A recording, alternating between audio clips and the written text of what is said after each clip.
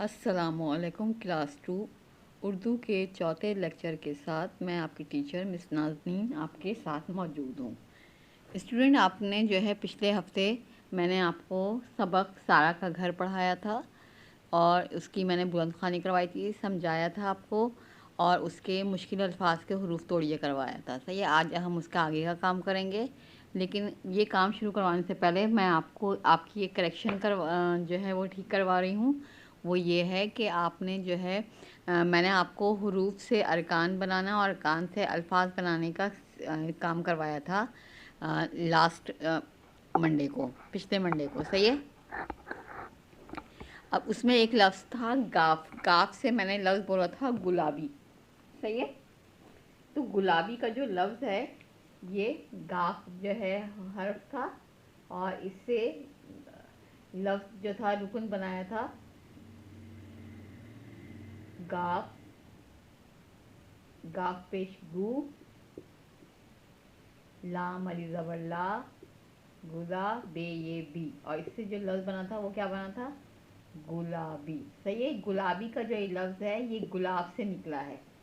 सही है। गुलाब एक फूल का नाम है और जो गुलाब के रंग का गुलाब का जो रंग होता है उस रंग को गुलाबी रंग कहते हैं।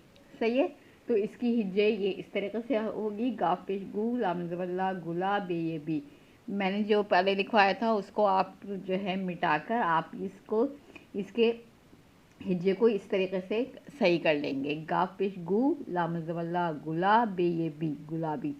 सही है। ये रंग का नाम है जो गुलाब के कलर का होता है। गुलाब का फूल जिस कलर का होता है उस कलर को गुलाबी कलर कहते हैं।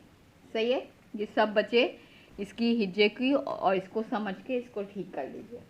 अब हम सबक सारा का घर जो मैंने आपको पिछली क्लास में पढ़ाया था, जिसकी बुलंदखानी करवाई थी, उसका जो है वो खुलासा आपको आपके सामने पेश करती हूँ। सारा और ज़ारा दोनों एक जमात में पढ़ती थी। दोनों में बहुत अच्छी दोस्ती थी। कभी कभार उनकी लड़ाई भी होती थी और फिर वो जो है एक दूसरे के साथ बहुत खुश रहती थी और दोनों की दोस्ती बहुत अच्छी थी।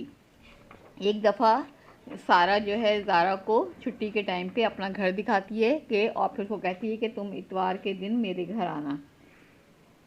ज़ारा जो होती है वो सारा के घर को अपने अब्बू को दिखाती है जो उसको लेने के लिए आते हैं। वो देख के कहते हैं कि हाँ मैं आपको छोड़ दूँगा।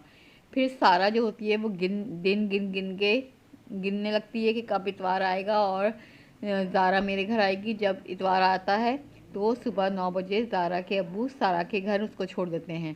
वो अंदर जाती है, उसके अम्मी अब्बू और बाजी को सलाम करती है और ज़ारा उसको देख के बहुत ज़्यादा खुश होती है। उसको अपना पूरा घर दिखाती है, बावर्ची खाना, बैठक यानी ड्राइंग रूम, खाने का कमरा। फिर अपने कमरे में लेके जाती है, वहाँ पे अपने खिलौने दिखाती है, अपनी किताबें दिखाती है और दोनों खुशी खुशी खेलने लगते हैं। फिर खेलते खेलते उनकी सारा की अम्मी की आवाज़ आती है, बेटा आ जाओ खाना तैयार है।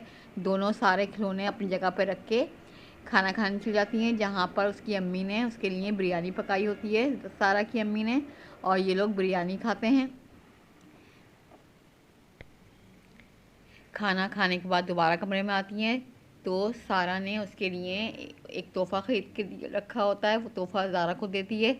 ज़ारा तोहफ़े को देख के जो एक खूबसूरत जो है पेपर में लिपटा हुआ होता है उसको कहती है कि मैं खोल लूँ। तो सारा कहती है कि तुम्हारी मर्ज़ी है। वो खोलती है तो उसके अंदर एक बहुत ही अच्छी सी किताब होती है।